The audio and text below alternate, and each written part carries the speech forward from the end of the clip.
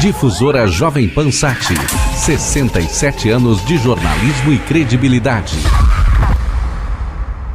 A minha página aqui no Facebook é aberta, e por falar em Facebook, né, o Plínio Teodoro, jornalista e editor do portal JJ, está na ponta da linha. Eu juro que eu não sabia que o Facebook já tem 10 anos. Eu entrei no Facebook em 2011, portanto fará 3 anos daqui a alguns dias, mas eu não sabia que tinha tanto tempo, viu, Plínio? Pois é, essa semana apagou mais uma velhinha aí no último dia 4, né?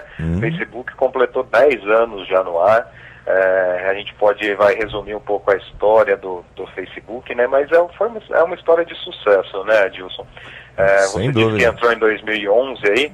2011 que começou essa história de timeline.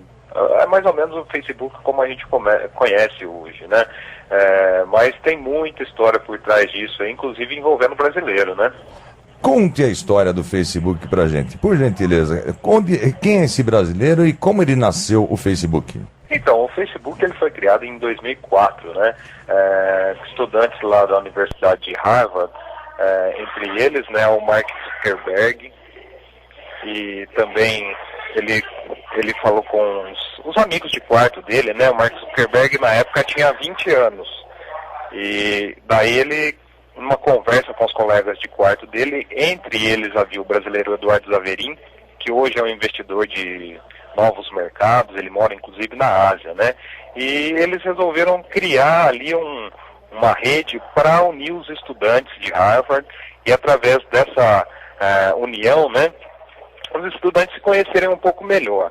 Essa história, esse comecinho dessa história, para quem gosta aí de cinema também, sexta-feira a gente tem sempre o Rafael Amaral falando um pouquinho de cinema, e tá tudo num filme chamado A Rede Social.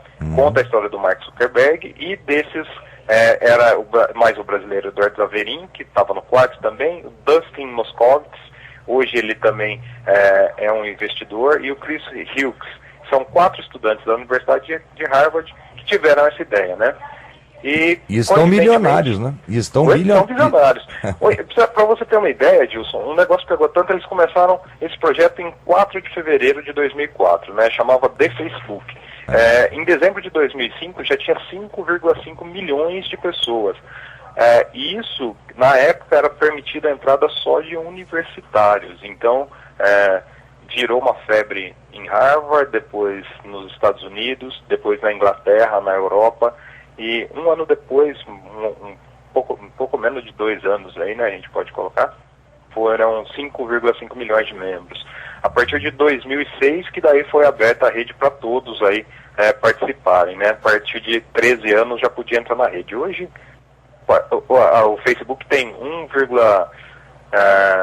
bilhão e 1,2 bilhão aí de usuários, né? Quer dizer, é difícil a pessoa que não tá ou conhece alguém que não esteja no Facebook hoje, né, Dilson? Com o nascimento do Facebook, algum outro site acabou ficando para trás, perdendo a vida, foi morar no céu ou ainda sobrevive? Com certeza. A gente tem, assim, antes do Facebook, no Brasil era muito... a gente tinha aí uma rede social que era muito acessada, que era o Orkut, né? Algumas pessoas ainda lembram do Orkut aí, a gente diz que o Facebook realmente assassinou o Orkut, né? Ainda existe, mas ele é bem pouco usado, praticamente não é movimentado, né? E o Facebook, ele ultrapassou em 2008 todas as redes sociais em número de usuários no planeta, né? Antigamente era o MySpace, que é uma rede social de mais de divulgação de trabalhos, de áudios também, de vídeos. Isso foi em 2008, o Facebook alcançou 100 milhões de pessoas conectadas, e a partir daí não perdeu mais essa liderança, né? E com isso acabou matando muitas redes sociais. O filme conta uma história bem interessante também, que um dos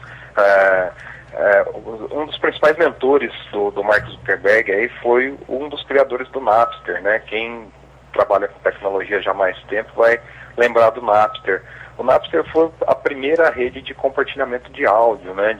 Da gente conseguir baixar músicas pelo Facebook ou compartilhar áudios. E no começo do Facebook, a primeira pessoa que apostou bastante nessa ideia foi um dos criadores do Napster, né? E hoje a gente vê que o Napster também se tornou incipiente aí na rede, né? Praticamente poucas pessoas usam, até mesmo porque esse conceito mudou muito, né? Hoje em dia a gente trabalha com o conceito de nuvem, então todo arquivo a gente consegue compartilhar ele na internet, né? Plínio Teodoro, editor do portal JJ, conversou com os ouvintes da difusora Jovem Pan Sat. Difusora Jovem Pan Sat, 67 anos de jornalismo e credibilidade.